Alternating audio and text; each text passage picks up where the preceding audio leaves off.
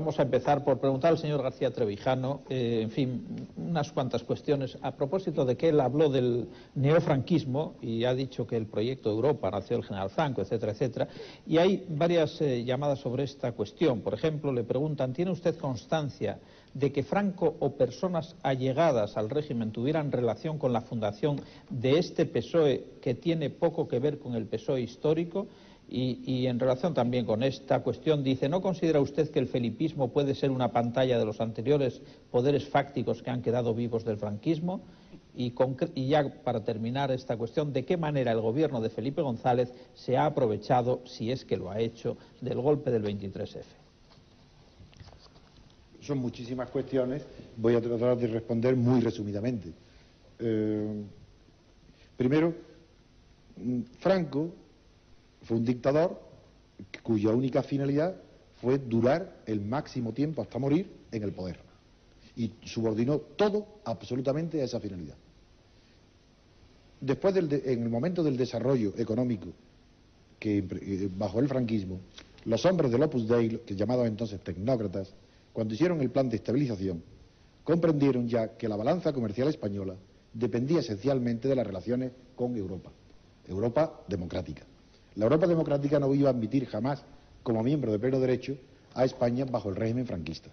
A pesar de lo cual, sí que el oportunismo y el pragmatismo de la política dominante en Europa y de los norteamericanos que sostenían a la dictadura de Franco, por tanto, yo nunca he sido un beato de Europa, porque yo no olvido el apoyo que el general Franco recibió de esos europeos que tanto después quisieron el Partido Socialista homologarse.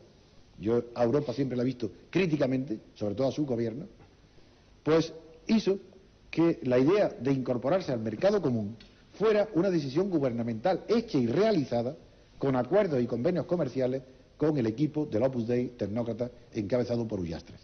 Primer punto. Luego, ese proyecto ha continuado y evidentemente, cuando nosotros ocupábamos la oposición, fuimos muchas veces a Bruselas y en el Parlamento de Estrasburgo, en la clandestinidad, y estaba clarísimo que no había ni un solo partido, nadie en la democracia que se opusiera o que no supiera que el acuerdo de España de integrarse en la Comunidad Europea era evidente. Por tanto, eso no puede ser nunca un proyecto del Partido Socialista Obrero Español. Primer punto. Segunda cuestión que usted ha planteado es si tengo conocimiento que Franco protegiera de algún modo al Partido Socialista Obrero Español, que no tenía nada que ver con el de Toulouse, el de la República y el del exilio. No tengo conocimientos. Los únicos conocimientos que tengo son que en la clandestinidad, por ejemplo, voy a poner datos concretos, el señor Fraga, ministro del Interior, con Carlos Arias, en una reunión en mi despacho, en el Paseo de la Castellana número 102, se nos sorprende a la policía, cuando se firmó el documento de fundación de la Plata Junta, me detienen a 10, a 7, 8 personas, entre ellos al señor Solana, hoy ministro, al señor Raúl Morodo, y a Marcelino Camacho, a Nazario Aguado de varios, y a mí también. Y nada más que llegar a la Puerta del Sol, el señor Solana y el señor Raúl Morodo son puestos en libertad, cuando tenían puesta la misma firma que nosotros. Y nosotros fuimos a la cárcel.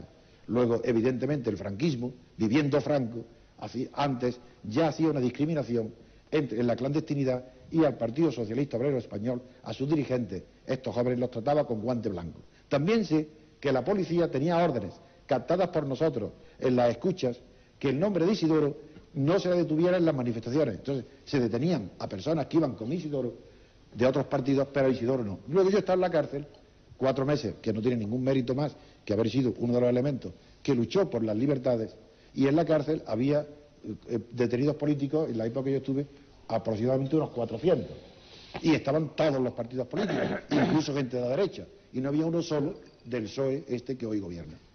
En cuanto a que el felipismo sea una cobertura, que es la última pregunta, para que los elementos fácticos de la dictadura hayan continuado en el poder, diré nada más que de eso sí que hay pruebas evidentes, y lo saben todas las estadísticas y la sociología.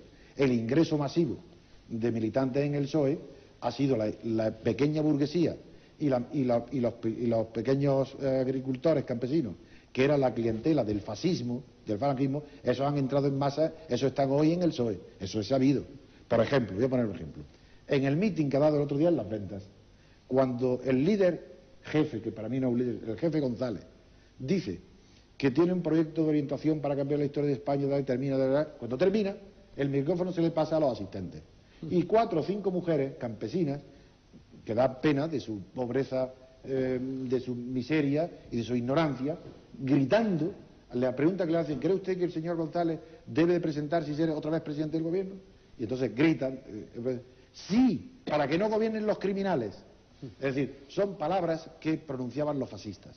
Es decir, elementos fácticos, primero, las masas, los electores, hay una gran parte del electorado que apoyaba a Franco, que hoy a quien apoya es al felipismo.